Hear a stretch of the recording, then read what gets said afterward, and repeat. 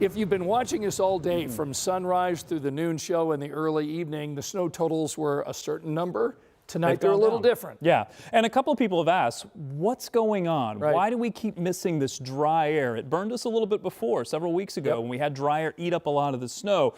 To be honest, a lot of the budget cuts recently have cut out some of the upper air observations that we normally get. They get thrown into the models. All right. Is that having an effect? Well, we seem to be missing some of the upper air, dry air that's been in place in the last couple of events. So is that having an effect on our forecast? It certainly could. We didn't have as much dry air in place with this system earlier in the day, but it has eaten into the snow. In fact, I mentioned this a little bit earlier. You can see the kind of donut around Indy. That's the dry air at the surface. We're starting to see that close in, meaning that the atmosphere is finally getting saturated and a lot of the snow is finally making its way down to the surface.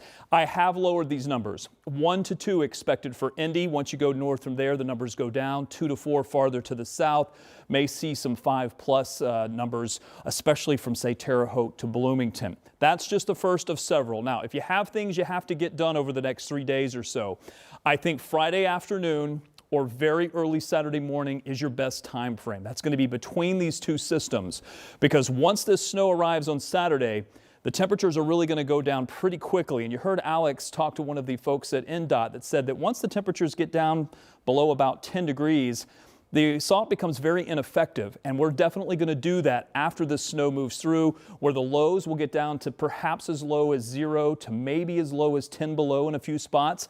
All of this, by the way, depends on how much snow falls from these systems. So if our forecast here is not as good as it could be, this part of the forecast will change as well, and I have made some adjustments there. But our wind chills are also going to be on the lower side. That second system that's expected to move through, I'm still going with about 2 to 4 with some isolated 5 inches plus amounts across the area. Again, one forecast in the beginning can adjust everything down the road. It's all of a cascading effect, so we need to make some adjustments. I still think we're on track. I did adjust this number slightly, and I nudged it up just a bit. It's still cold. It's still 10 degrees, but because we may not have as much snowpack on the ground because this first system is a little bit lower, especially in some of our northern locations, I think that may keep our temperatures just a little bit milder. We don't have as much snowpack on the ground. These numbers I also moved up a little bit. It may be hard to believe if you're looking at -2 and -3. Now, I think that Monday may be the colder morning, but Sunday is going to have a lower wind chill because the wind is going to be a little bit stronger on Sunday. So that's the day where we could have wind chills down to 20 below. We're talking about bitter cold. Morning temperatures, again, below 0 for both Sunday and for Monday morning. But when you look at the wind chills, here's what we're talking about. And this is new data that's come in. It is slightly milder, but still very, very cold.